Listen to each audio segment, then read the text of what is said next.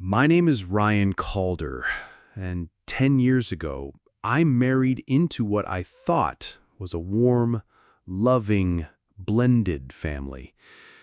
I believed in second chances and in building something new from broken pieces. I wasn't just marrying Sabrina. I was investing in all of them.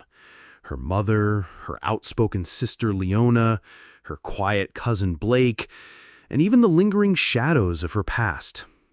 I was the steady one, the fixer, the guy who showed up when everyone else walked away.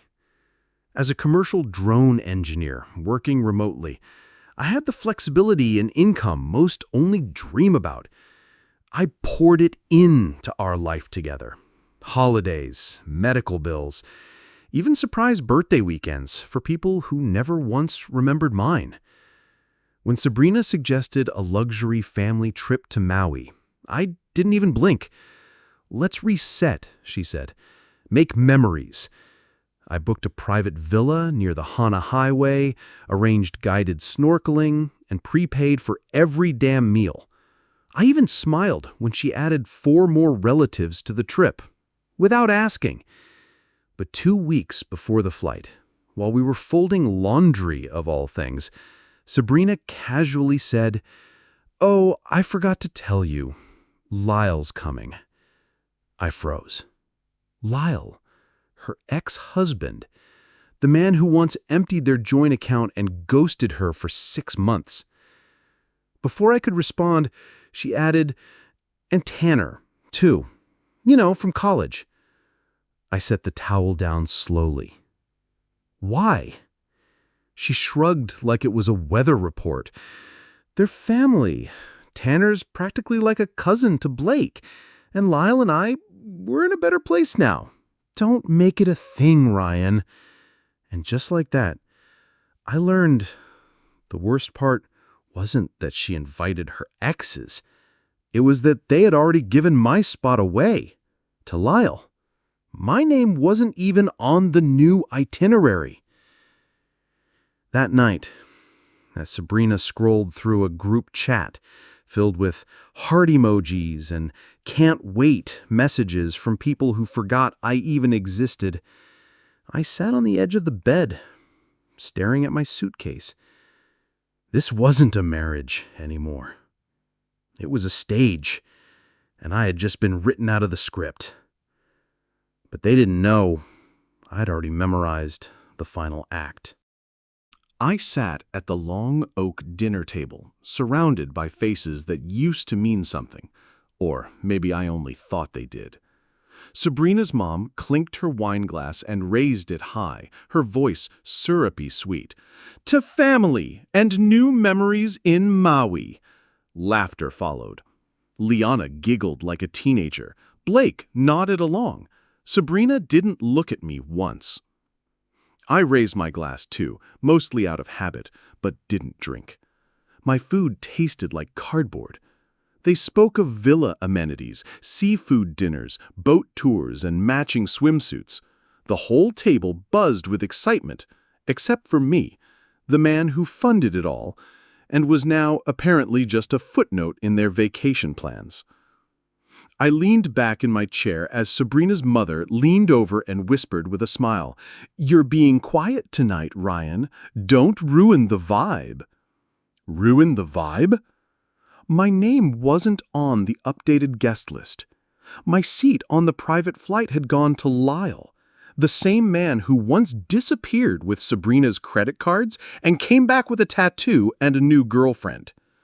And Tanner, the college cousin, the one Sabrina swore was just a platonic memory, but who still sent her birthday playlists every year?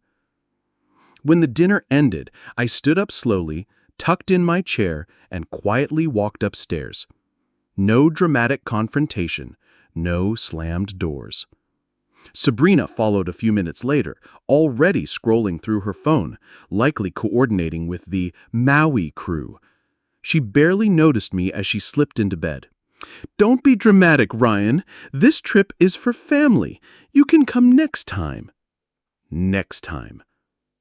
I sat on the edge of the bed, my hands clasped, mind racing.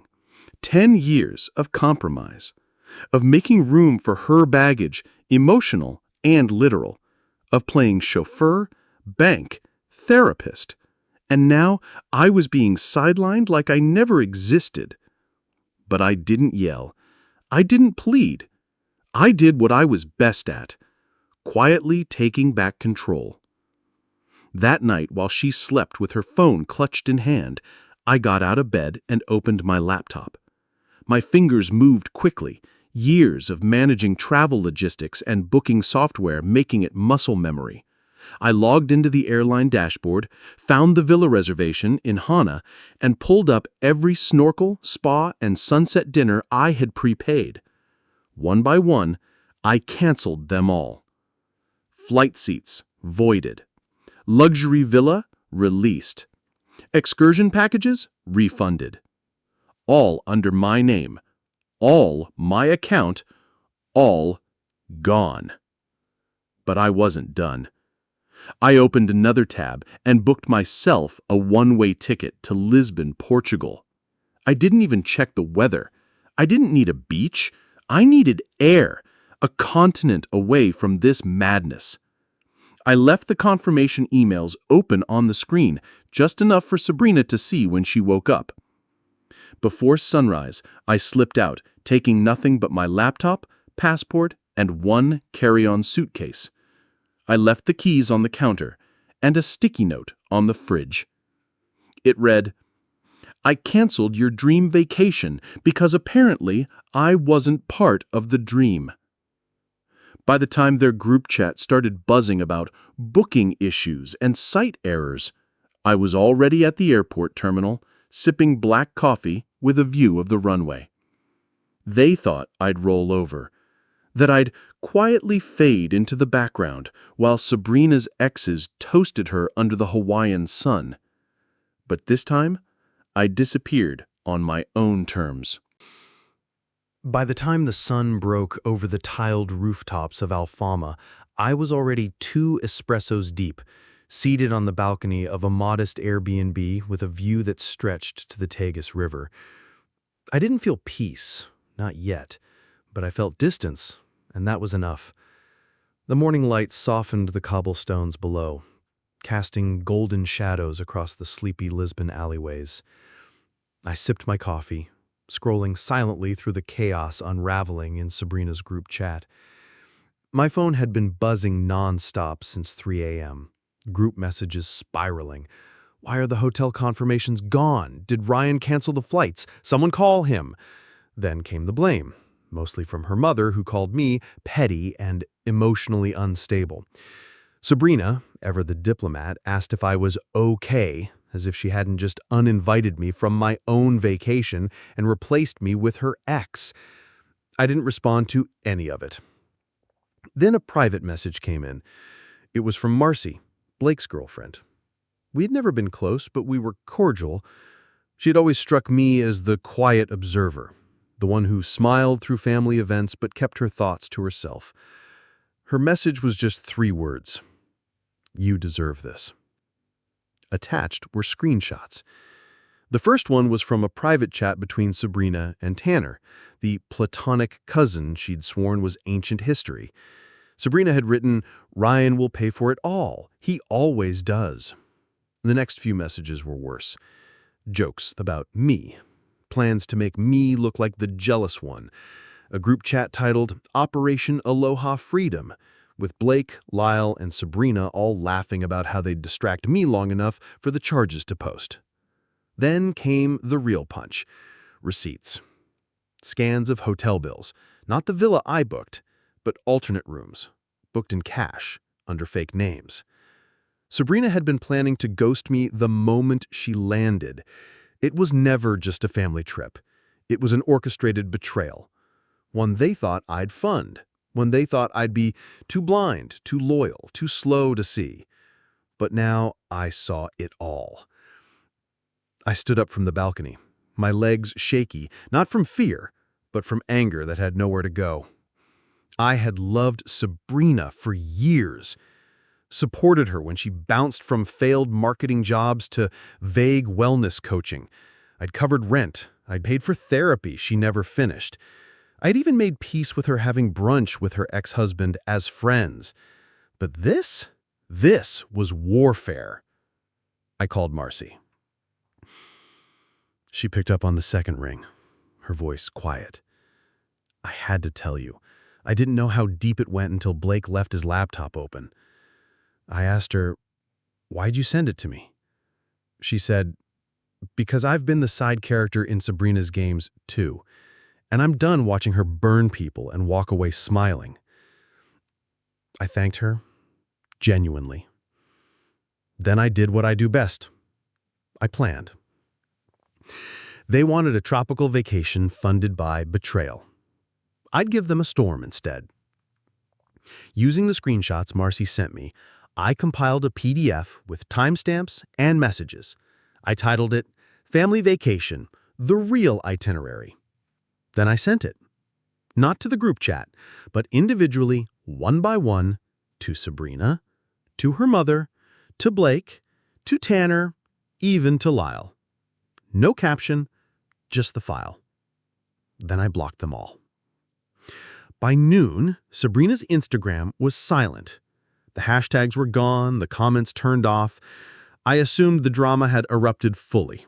They were probably yelling in some airport lounge, realizing the backup hotels Sabrina booked were 2-star motels 40 minutes from the beach. Her perfect plan was unraveling.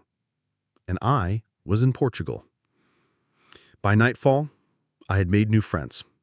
A retired chef from France and an architect from São Paulo. We drank wine under string lights and shared stories in broken English and laughter.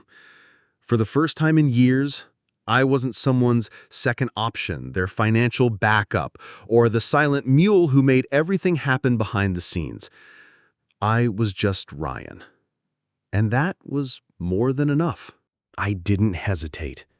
The moment I had every receipt, screenshot, and chat log organized into a bulletproof file, I forwarded it all to Tobias Grant, my attorney of 5 years and the kind of man who smiled only when he smelled blood in the water. "This isn't just betrayal," Tobias said, voice cool and clinical over the phone. "This is financial fraud, reputational sabotage, and psychological abuse. We're not just leaving this woman, Ryan. We're taking the narrative back." Within 48 hours, Sabrina was served. Separation papers, a restraining order request, and a formal notice of pending litigation for misappropriation of funds. The look on her face, according to Marcy, who was still in the same hotel lobby when it happened, was absolute disbelief. She wasn't crying. She wasn't angry. She was confused.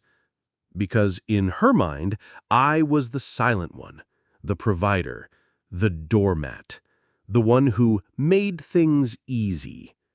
What she didn't know, the villa she had tagged on Instagram, the private beach house she bragged about to her friends, wasn't just a vacation rental.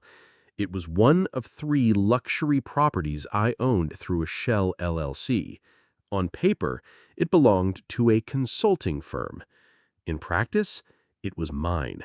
Paid off, held quietly, a perfect trap.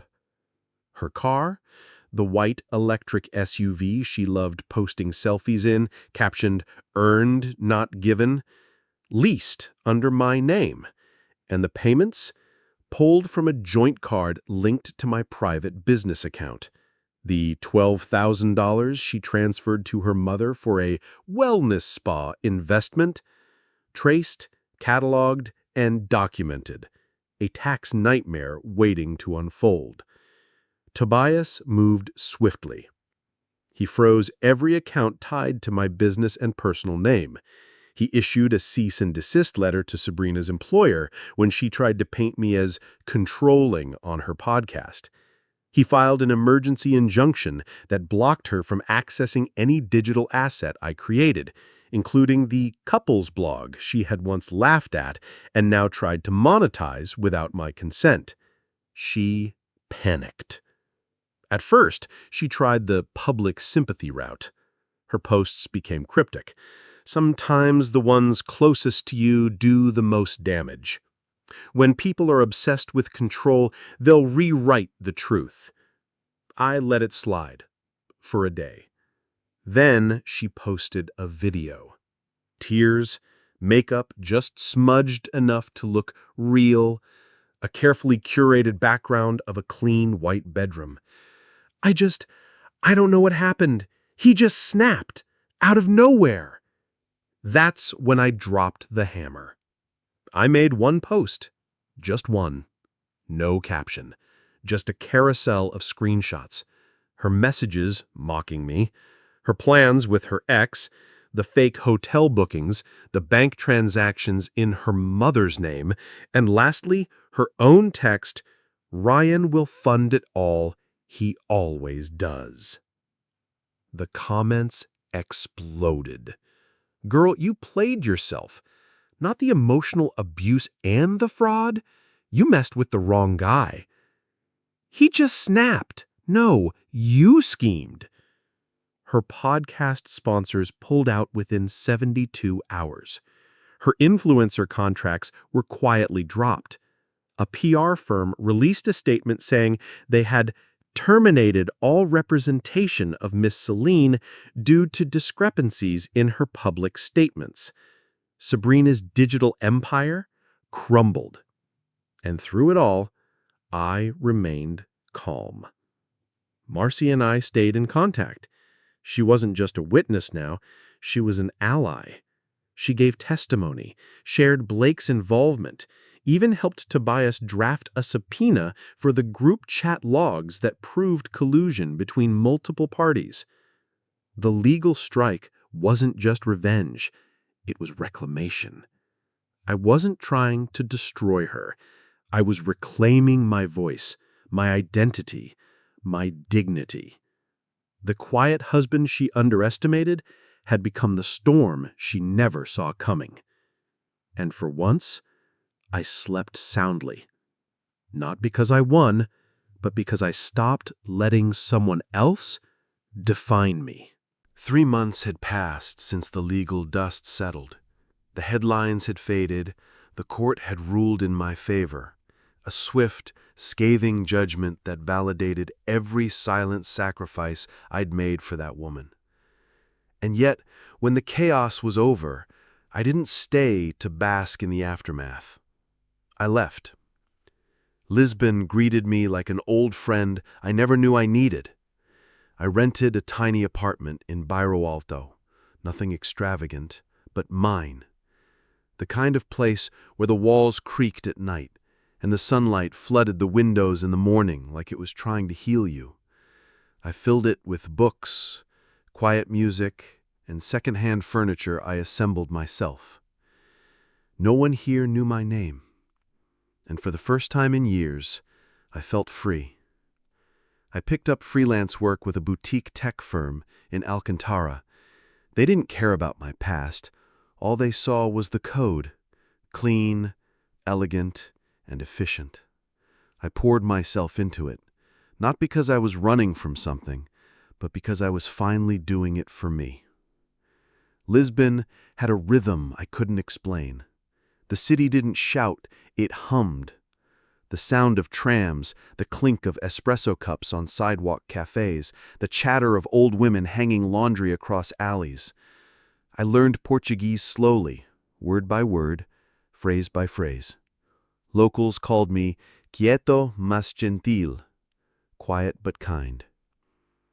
Back in the States, Sabrina's public image had collapsed.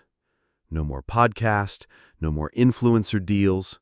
The blog she tried to resurrect, taken down by copyright claims and legal pressure. I didn't gloat. I didn't check her socials. I didn't need to. Recognition came in subtler ways. I received messages from people I hadn't heard from in years, former colleagues, old college friends, even Sabrina's ex-assistant. I saw what she did. I'm sorry I stayed silent. You were always the one holding everything together. I just didn't see it then. You didn't deserve that, Ryan. You deserve peace. But peace isn't something you wait for. It's something you walk toward. And so I did. One afternoon, I took a solo train ride to Sintra.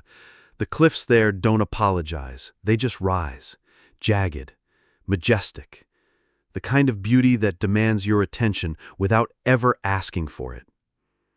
As I stood on the edge of a windswept overlook, waves crashing below, I realized I wasn't angry anymore. The rage had burned away, the grief had softened. What was left was clarity, and something else I hadn't felt in a long time. Wholeness. I wasn't the man who got left out, or erased, or betrayed. I was the man who rebuilt, the man who didn't break. A few days later, a letter arrived.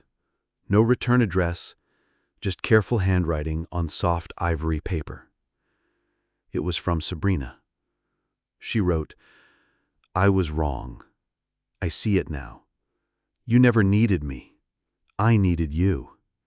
I twisted everything because I couldn't face myself. I don't expect forgiveness. I just hope you know that the world finally saw you, and I'm the one who faded." I read it once, then folded it gently and placed it in a drawer I rarely open, because healing isn't about making sure they understand. It's about knowing that you do. And that was enough.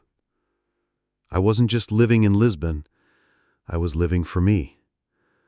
I hiked the cliffs, cooked my own meals, danced alone in my kitchen at night. I wasn't waiting for validation, I wasn't waiting for love. I was already whole. I never burned that letter. I didn't need to. It sat quietly in the bottom drawer, not as a wound to reopen, but as a symbol, a testament to how far I'd come. For so long, my life revolved around proving myself, holding together a partnership that only served one side, and pouring my energy into something that quietly erased me. But the truth? The moment I let go of the pain, the expectations, the need to be understood, everything began to heal.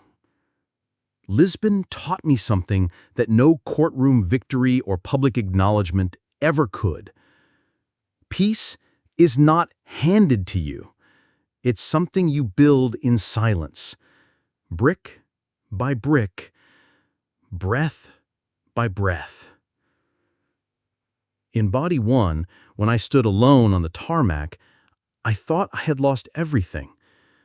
But what I really lost was the illusion, the facade of a love that no longer existed, of a partnership built on convenience rather than respect. That heartbreak was necessary, because in breaking, I finally made space for something real. In Body 2, when I began reclaiming control, through my code, through my choices, it wasn't about vengeance.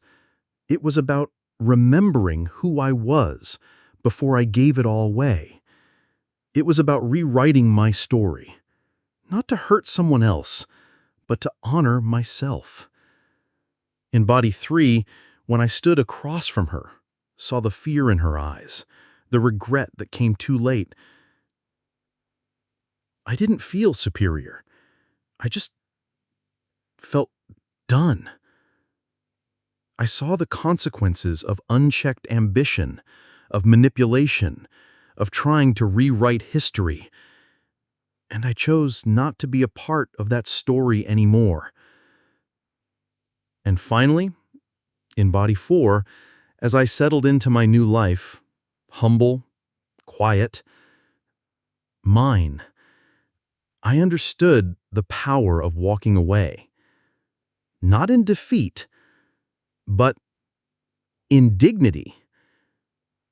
Because that's the truth no one tells you about healing. Sometimes the real win isn't revenge or recognition. It's the quiet joy of a morning coffee with no chaos. It's sleeping soundly at night, knowing you didn't betray yourself to keep someone else comfortable. It's smiling without needing anyone to notice. So, if you're watching this, and you've ever felt invisible, replaced, or discarded, hear me now. You are not what they said you were. You are not defined by who left. And you are not too late to start again. Thank you for listening to this story. If any part of it resonated with you, I invite you to drop a comment and share your thoughts. You never know who might need to read it. And don't forget to subscribe for more stories that remind us we're not alone in our pain or our healing.